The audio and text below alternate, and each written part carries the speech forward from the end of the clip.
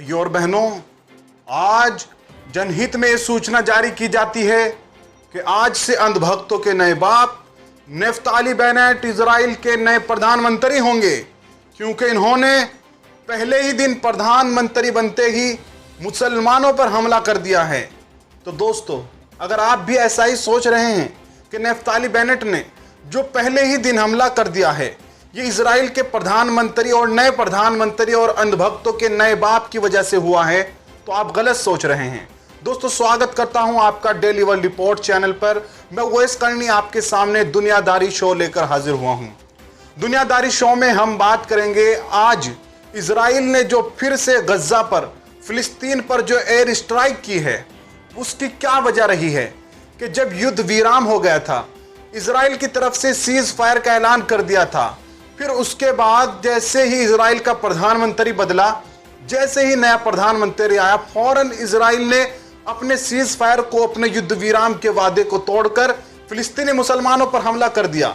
जी हाँ दोस्तों, अल जजीरा, Arab News, BBC news, इन तमाम बड़े अखबारों ने इस खबर को छापा है कि आज इजराइल ने गज्जा पर जबरदस्त हमला किया है, जिसमें कितने ही लोग मुसलमान शहीद हो गए हैं, घर तबाह हुए हैं। तो ये ऐसा क्यों किया है कि इजराइल ने अपना वादा तोड़कर के मुसलमानों पर और फिलिस्तीनियों पर हमला किया?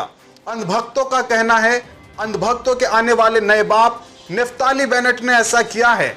नफ्ताली बेनेट ने क्या ऐसा किया है? क्या वो पहले ही दिन प्रधानमंत्री बनते ही इतना बड़ा कारनामा अंजाम दे सकते हैं कि जो वादा इजराइल ने किया था उसको तोड़ सकते हैं? हमें इसको समझना होगा।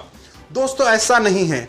इजराइल की जो डिफेंस सिस्टम है, डिफेंस फोर्सेस है, उसकी तरफ से ये हमला होता है और उसको ऑर्डर देने वाला कोई प्रधानमंत्री नहीं बल्कि उनका आर्मी चीफ है, जिसकी वजह से ये हमला जो आज गज्जा पर हुआ है, तो इजरायली डिफेंस फोर्स ने ही इसकी जानकारी शेयर करते हुए बताया था कि गज्जा पर हमला हुआ है। और फिर इसको जब ये हमला हुआ, अल जजीरा, अरब न्यूज और दूसरे अखबारों ने छापा है।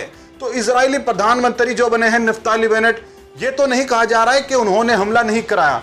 हाँ, इतना जरूर है, अभी उनके पास इतने पावर्स नहीं है कि वो पहले ही दिन प्रधानमंत्री बनते ही उन तमाम समस्याओं को भूल जाए जिसकी वजह से पिछले प्रधानमंत्री को वहां से धक्के देकर बेदखल कर दिया और वो आते ही एक ऐसी चीज पर काम शुरू कर दे जिस पर खुद इजराइल की डिफेंस फोर्स ने, खुद इजराइल ने दुनिया के सामने वादा किया था कि युद्ध विराम किया जा रहा है। दोस्तों, ऐसा नहीं हो सकता। इजराइल की जनता ने बेंजामिन नेतन्याहू को इस वजह से धक्का दिया है क्योंकि उसने इजराइल के लोगों की एक तरह से बुरी हालत की हुई थी। इकोनॉमी के एतबार से, मईशत के एतबार से इजराइल के लोग बहुत पीछे जा रहे थे। ये तो नहीं कह सकते कि इजराइल पूरी तरह से पिछड़ रहा है, लेकिन इजराइल की जो पहले कंडीशन थी वो बेंजामिन नेतन्याहू ने अब के मुकाबले बहुत बुरी कर दी थी, जिसको लेकर बेंजामिन नेतन्याहू के खिलाफ इजराइल की सड़कों पर प्रदर्शन, प्रोटेस्ट चलते रहते थे। इसी वजह से अब उनको सत्ता से भी हाथ धोना पड़ा है। और नफ्ताली बेनेट जो नई प्रधानमंत्री बनने जा रहा है इजराइल का, वो एक मुस्लिम पार्टी के समर्थन से वहां पर जो है सरकार बनाने जा रहा है। इसी वजह से किसी अरब मुस्लिम को वहां इजराइल की सत्ता में पहली बार मंत्री बनाया जा रहा है, क्योंकि एक पार्टी ने समर्थन किया नफ्ताली बेनेट को। और नफ्ताली बेनेट की जो है सरकार गठबंधन की सरकार है, अकेले उसने वहां पर बहुमत हासिल नहीं किया।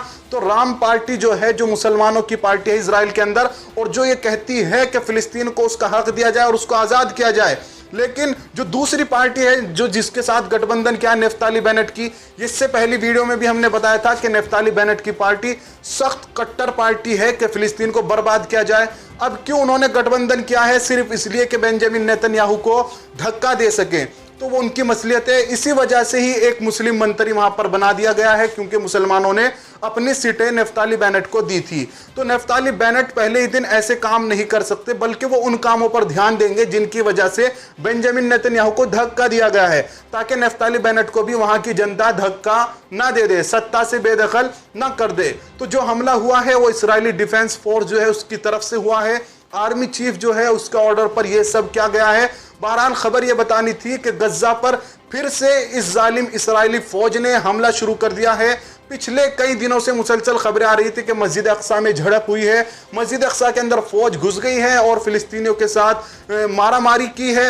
तो ऐसी खबरें मिल ही रही थी कि आज ये दर्दनाक खबर भी मौसूल हो गई कि फिलिस्तीन पर, गज्जा पर बाकायदा इस्राएली फौज ने एयर स्ट्राइक करके कई घर, कई मकान तबाह कर दिए हैं। अल्लाह ताला मरने वालों को, शहदा को जन्नत नसीब करे और फिलिस्तीनी मुसलमानों की मदद फरमाए। तो दोस्तों, ये था आज का हमारा डेली वर्ल्ड रिपोर्ट का दुनियादारी शो। इसको आप लोग ज्यादा से ज्यादा शेयर करें ताकि अंधभक्तों को ज्यादा खुशी ना हो।